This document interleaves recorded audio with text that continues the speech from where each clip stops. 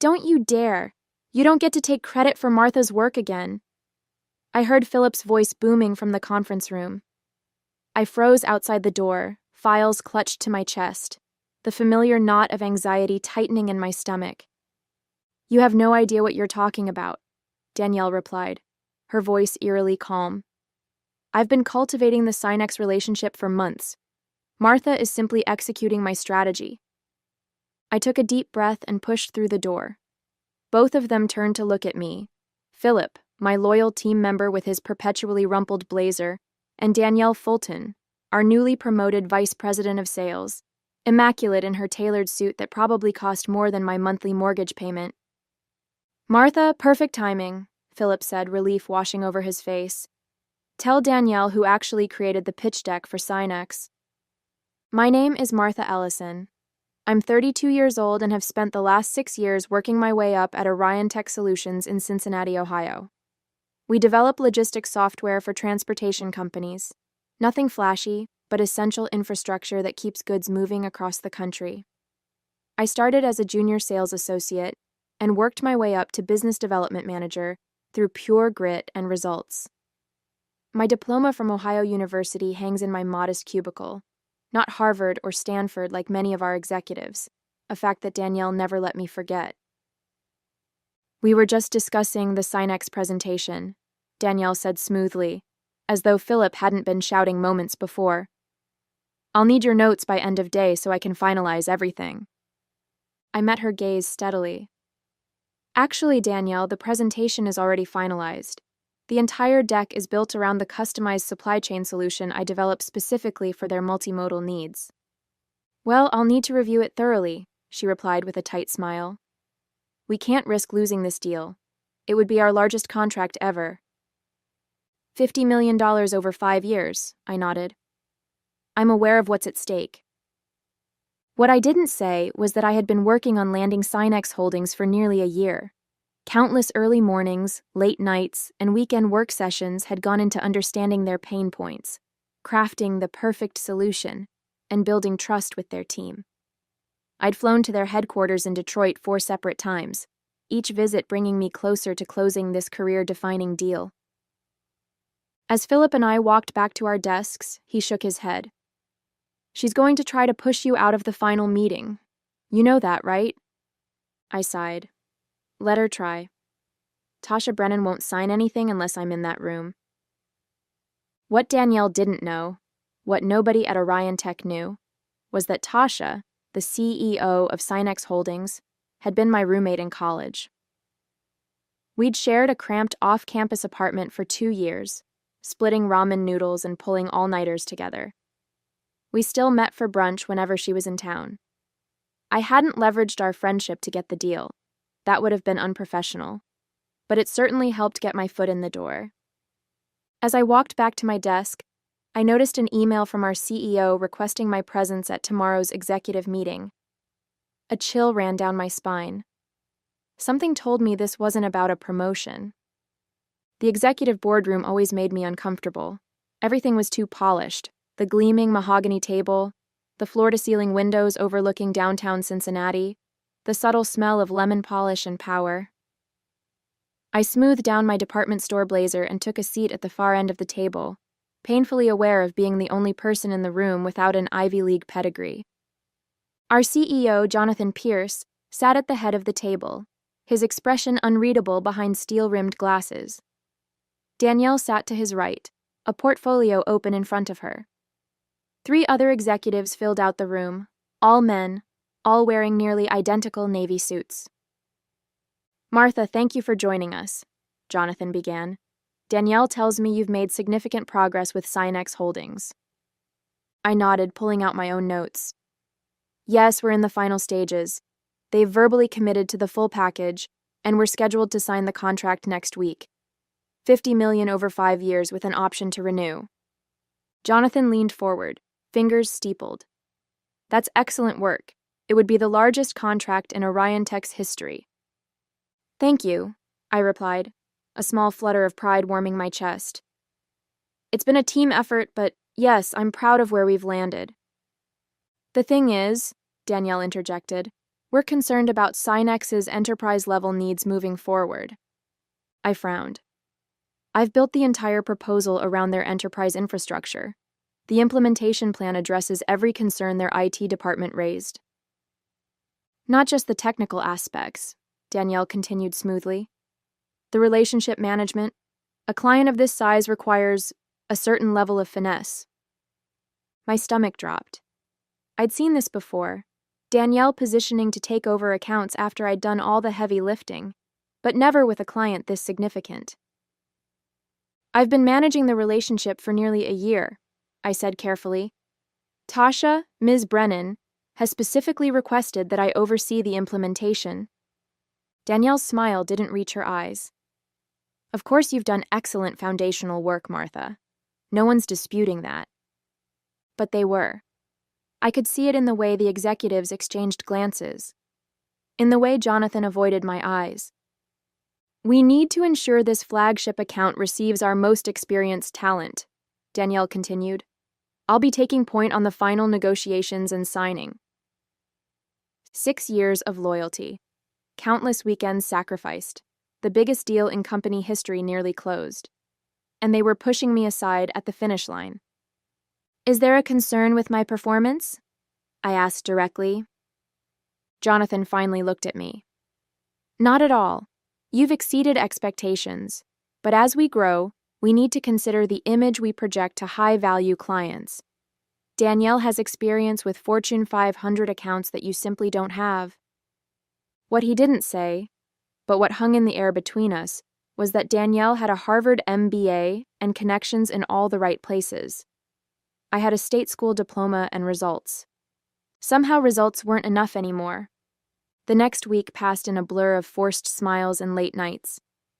I handed over all my Synex files to Danielle, briefed her on every conversation I'd had with their team, and even drafted talking points for the final meeting. I did everything asked of me with professional courtesy, even as resentment burned in my chest. On Friday afternoon, with the contract signing scheduled for Monday morning, I received another calendar invitation from Jonathan. Another executive meeting, this time with HR copied. My heart sank.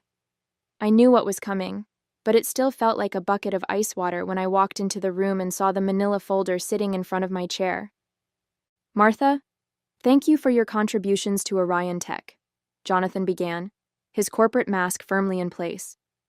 As you know, we're constantly evaluating our organizational structure to ensure we're positioned for the next phase of growth. I remained silent, waiting for him to get to the point.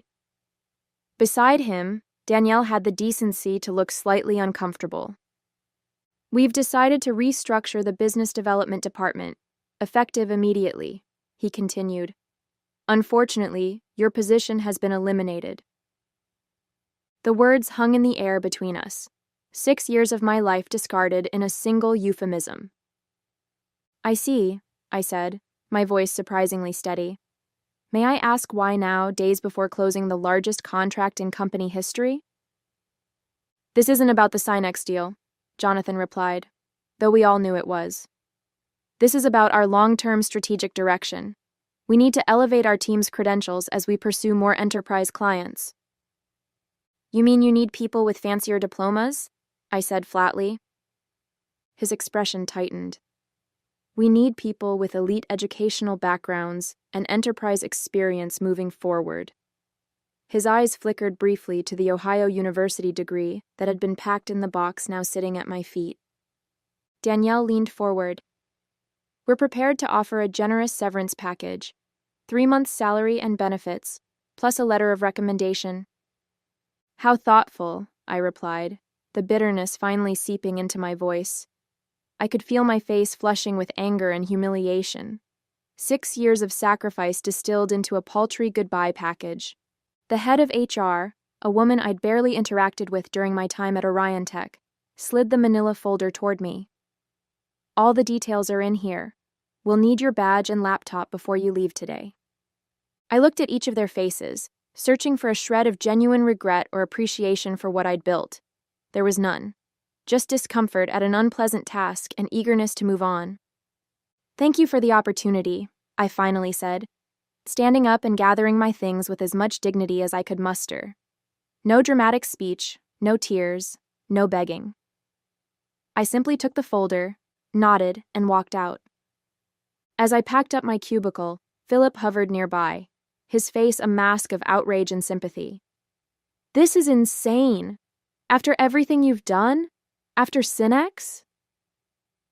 I carefully wrapped my Ohio University diploma in tissue paper. "It's fine, Philip. Really. It's not fine. You landed a $50 million deal, and they fire you before the ink is dry? You should fight this." I looked at him, a strange calm settling over me despite the day's devastation. They've made their choice, and on Monday morning, they're going to realize it was the wrong one. "What do you mean?" I smiled slightly as I closed the box. "Just wait and see." Monday morning, 9:30 a.m. I was sitting in my apartment in yoga pants, sipping coffee and scrolling through job listings when my phone lit up with a text from Tasha. "About to head into the Lion's Den. Wish you were here? Brunch this weekend to celebrate?" I smiled, typing back, "Absolutely." "Good luck today. Call me after." What Tasha didn't know, what I hadn't told her, was that I wouldn't be in the meeting. I deliberately hadn't mentioned my termination during our brief call over the weekend. Some might call it calculating, but I preferred to think of it as letting events unfold naturally. My phone buzzed again almost immediately with Tasha's reply. "Of course. Can't wait to work with you on this." I set my phone down, trying to ignore the twisted knot in my stomach. Part of me felt guilty for not warning her. A larger part of me wanted Orion Tech to experience the consequences of their decision firsthand. Across town, in the gleaming Orion Tech conference room, Danielle Fulton would be arranging presentation materials, making sure everything was perfect for the most important signing in company history. Jonathan would likely be there early, too, ready to take credit for the acquisition. They'd be smiling, confident, completely unaware of the tsunami heading their way. My phone rang at 10:15 a.m. Philip's name flashed on the screen. "Martha, oh my God," he said the moment I answered. "You are not going to believe what just happened." "Try me," I replied, setting down my coffee mug. Tasha Brennan walked into the conference room, looked around, and the first thing she said was, "Where's Martha?" Danielle tried to explain that you were no longer with the company, but Brennan cut her off. She said, and I quote, "If Martha's not involved, we need to revisit this contract immediately." I closed my eyes, picturing the scene. What did Jonathan do? He started doing damage control, talking about team approaches and how they value your contribution, but are moving in a strategic direction. Complete bull. Brennan wasn't having it. She said she'd been clear from the beginning that you were the reason Synex was considering Orion Tech, and without you, the deal needs to be reevaluated. A small vindictive part of me savored the image of Danielle's face as her victory crumbled. "Then what happened?" I asked. "They're in Jonathan's office now. It's chaos here, Martha. Absolute chaos. Danielle is practically having a meltdown. She's been calling legal to see if there's any way to force Synex to honor the verbal agreement." "There isn't," I said simply. I'd made sure the formal agreement wasn't signed before my departure. "How did you know this would happen?" Philip asked. I hesitated, then decided he deserved the truth. Tasha was my college roommate. We've been friends for over a decade. There was a long silence. "And Orion Tech had no idea," he finally said, something like awe in his voice. "They never asked. They saw my state school diploma and assumed I couldn't possibly have valuable connections." "So what happens now?" It was the question I'd been wrestling with all weekend. Part of me wanted to watch Orion Tech implode without the Synex deal. Another part, the professional who'd given 6 years to this company, couldn't completely abandon ship. "That depends on what they do next," I replied honestly. I didn't have to wait long to find out. Within an hour, my phone was blowing up. 3 missed calls from Danielle, 2 from Jonathan. a text message from an unknown number that turned out to be the head of HR, all with increasing levels of panic and forced politeness. I let them stew for another hour before finally answering Jonathan's fourth call. "Martha," he said, relief evident in his voice. "We need to talk." "I'm listening," I replied, keeping my tone neutral. "There seems to have been a misunderstanding with Sinex. Ms. Brennan is under the impression that you're essential to the deal." "That's not a misunderstanding, Jonathan. That's a fact." There was a long pause on the other end of the line. I could almost see Jonathan removing his glasses, pinching the bridge of his nose the way he did when negotiations weren't going his way. "Perhaps we acted hastily on Friday," he finally said. "We'd like to discuss bringing you back to oversee the Sinex implementation." I laughed, unable to help myself. "You fired me 3 days ago because I don't have an Ivy League degree. Now you want me back because you're about to lose $50 million. That's not," he began, but I cut him off. "It is exactly what happened, Jonathan. Let's not pretend otherwise." Another long pause. What would it take, Martha? To come back and salvage this deal? I'd spent the weekend considering this very question. At first, fueled by hurt and anger, I'd imagined demanding an outrageous salary, Danielle's job, public apologies. But as the initial sting faded, clarity emerged. I didn't want to return to a company that had discarded me so easily.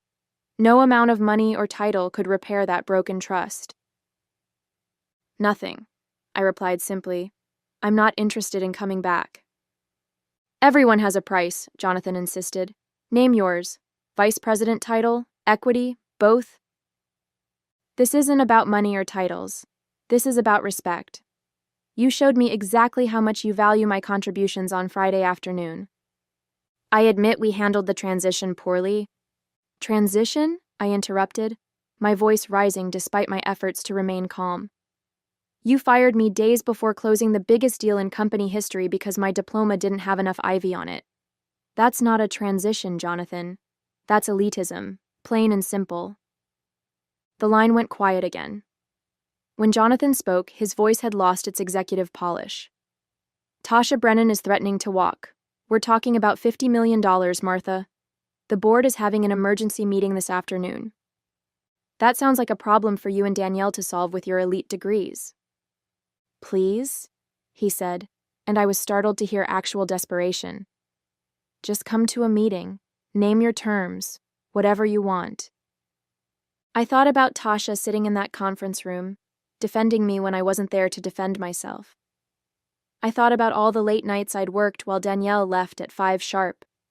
I thought about the subtle digs at my state school education, the promotions that went to less qualified people with better pedigrees, the constant need to prove myself over and over again.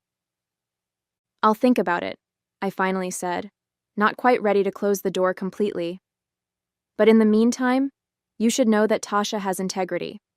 If she says the deal depends on my involvement, then it does." I hung up before he could respond, my heart pounding. The phone rang again immediately, but I let it go to voicemail. Then a text appeared from Tasha. "These people are unbelievable. They fired you? After everything you did to land this account? I'm furious. Call me ASAP." I smiled despite myself and called her back. "Martha," she exclaimed upon answering. "What the hell happened? Why didn't you tell me they let you go?" "I wanted to see what they'd say," I admitted. "Whether they'd own up to it or try to hide it." "Well, they tried to spin some garbage about restructuring and strategic vision, but I wasn't buying it. The arrogance of these people. As if I wouldn't notice you were gone." "Thank you for standing up for me," I said quietly. "You didn't have to do that." "Of course I did. You're the only reason we considered Orion Tech in the first place. Their solution isn't even the best on the market, but you convinced me you could make it work for our needs." I hesitated before asking the question that had been hovering in my mind. "So what happens now? With the contract?" Tasha's voice took on the sharp, decisive tone I recognized from our college days when she'd decided something important. "That depends on you. If you want me to walk away from Orion Tech completely, I will. but I have another idea, if you're interested. I'm listening. You remember Gregory Wilson? He was a year ahead of us, economics major? Vaguely, I replied, trying to place the name. He founded Wilson Enterprise Solutions 5 years ago, direct competitor to Orion Tech, but with a more innovative approach. They've been trying to get a meeting with me for months. I sat up straighter, immediately seeing where she was going with this. Greg's looking for a new business development director, Tasha continued. Someone who understands logistics software and has connections in the industry. Sound like anyone you know? You want me to go work for a direct competitor? I asked, my mind racing with possibilities. I want you to interview with them, Tasha clarified. What happens after that is up to you and Greg. But yes, if you took the job and if their solution meets our needs, I'd be very interested in discussing a partnership. The pieces clicked into place with dizzying speed. I could jump to a competitor, bring Synex with me, and show Orion Tech exactly what they'd thrown away. It was the perfect revenge, professional, clean, and completely ethical. Send me Greg's contact information, I decided. I'll reach out today. Already texted it to you, Tasha replied, and I could hear the smile in her voice. He's expecting your call. 3 hours later, I was sitting in a downtown cafe across from Gregory Wilson, founder and CEO of Wilson Enterprise Solutions. He was younger than I expected, barely 40, with the energetic presence of someone who built something from nothing. Tasha speaks very highly of you, he said after we'd exchanged pleasantries. Says you're the most client-focused person she's ever worked with. I believe in relationships over transactions, I replied. Technology changes, but trust is constant. We spent the next hour discussing his company, my experience, and the logistics software market. Unlike my interviews at Orion Tech years ago, Greg never once asked about my educational background. He was focused entirely on results and approaches. So here's the situation, he finally said, leaning forward. We're a smaller player than Orion Tech, but we're growing fast. Our technology is superior, more adaptable, cloud-native, better UI. What we lack is someone who can get us in front of the right enterprise clients. Someone with relationships and industry knowledge? I nodded. Exactly. I'll be blunt, Martha. I want to poach you. I want to offer you our business development director position, reporting directly to me. Full autonomy over your client strategy, equity in the company, and a salary that will make Orion Tech's best offer look insulting. My eyebrows rose. That's quite a pitch. I believe in investing in talent, Greg shrugged.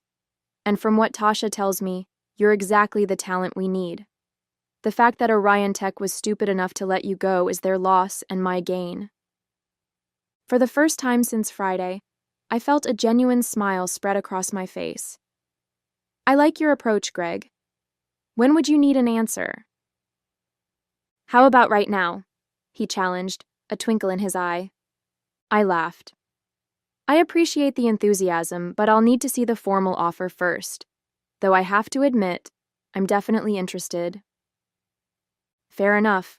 I'll have it to you by end of day. He stood and extended his hand. I'm looking forward to working together, Martha. As we shook hands, my phone buzzed with another call from Jonathan. I silenced it without looking. Problem? Greg asked, noticing the gesture. Not anymore, I replied with certainty. By the time I got home, I had 7 missed calls from Orion Tech executives, 3 voicemails pleading for a meeting, and an email from Danielle that was almost comically desperate. I deleted them all and opened the formal offer Greg had sent over. The compensation package made me gasp. Base salary twice what I'd been making, significant equity, signing bonus, relocation allowance if I wanted it. Most importantly, the title and authority I deserved. I signed it immediately and emailed it back. Then I called Tasha. It's done, I told her. I start at Wilson next Monday. Perfect, she replied, satisfaction evident in her voice. I just emailed Orion Tech formally, withdrawing from contract discussions. How did they take it? Like they'd been hit by a truck. Jonathan actually suggested they might take legal action. I snorted. On what grounds?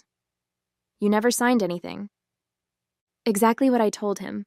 I also mentioned that we're exploring other options that better align with our strategic direction. Let me guess. You're meeting with Wilson next week. Tuesday morning. I thought you might want to sit in. I laughed, feeling lighter than I had in months. Wouldn't miss it for the world. The next months unfolded like a masterclass in professional karma. I started at Wilson Enterprise Solutions the following Monday, diving into my new role with enthusiasm and purpose. Greg gave me the freedom to build my team and strategy from scratch, without the constraints I'd faced at Orion Tech. My first official act as Business Development Director was to prepare for the Synex meeting. When Tuesday arrived, I walked into the conference room with confidence, greeting Tasha with a warm hug before seamlessly transitioning into my presentation. 2 hours later, we had the framework of an agreement. $45 million over 5 years, slightly less than the Orion Tech deal, but with significantly better technology and implementation support. Word travels fast in our industry. When news broke that Synex Holdings had signed with Wilson instead of Orion Tech, other clients took notice. My phone started ringing with calls from contacts I'd cultivated over the years, all curious about why I'd made the switch and what Wilson could offer that Orion Tech couldn't. I never spoke ill of my former employer. I didn't have to. The facts spoke for themselves. Orion Tech had fired me immediately after I landed their biggest ever contract, then lost that same contract when the client discovered I was gone. It was a cautionary tale that executives whispered about at industry conferences. 3 months into my new role, I got an unexpected LinkedIn message from Philip. Danielle was let go yesterday. Board cited the Synex disaster and failure to retain key talent. Thought you'd want to know. I felt a moment of satisfaction, quickly followed by concern for my former team. How are things there? I wrote back. Tense. Stock is down 30% since the Synex news. Rumors of layoffs. I didn't celebrate. Instead, I sent Philip a message. If you're interested in a change, Wilson is hiring. We value results over pedigree here. 2 weeks later, he joined my team, the first of several talented Orion Tech employees who made the switch in the coming months. 1 year after my unceremonious firing, Wilson Enterprise Solutions had grown by 150%. Our client roster included 3 former Orion Tech flagship accounts, including Synex Holdings. My team, now 15 strong and growing, was a diverse mix of backgrounds, educations, and experiences, united by their drive and client focus. I'd just wrapped up our quarterly planning meeting when my assistant said Greg wanted to see me. I found him in his office, reviewing financial projections with a satisfied expression. The board meeting went well? I asked, taking a seat. Greg looked up with a grin. Extremely. We're on track to surpass Orion Tech in market share by Q3. That's ahead of projections. It is, largely thanks to you and your team. He pushed a folder across the desk, which is why I wanted to discuss this with you first. Inside was a press release draft announcing my promotion to Chief Revenue Officer, effective immediately. Greg, I don't know what to say, I managed, genuinely surprised. Say yes. You've earned it. You've transformed our sales organization, brought in top talent, and landed clients we couldn't even get meetings with before. I smiled, thinking about how different this moment felt from my last executive interaction at Orion Tech. Then yes. Absolutely yes. As I left Greg's office, I checked my phone and found a text from Tasha. Have you seen the news about Orion Tech? I hadn't. A quick search revealed the headlines. Orion Tech had announced a strategic restructuring following 4 consecutive quarters of declining revenue. Jonathan Pierce was stepping down as CEO. The company was seeking a buyer. I felt no joy at their downfall, only a sense of professional vindication. They had valued pedigree over performance, connections over competence, appearances over results. The market had simply corrected their mistake. That evening, I passed the Ohio University diploma hanging proudly in my new corner office. I smiled at it, a reminder that success isn't about where you start, it's about where you finish and who you become along the way.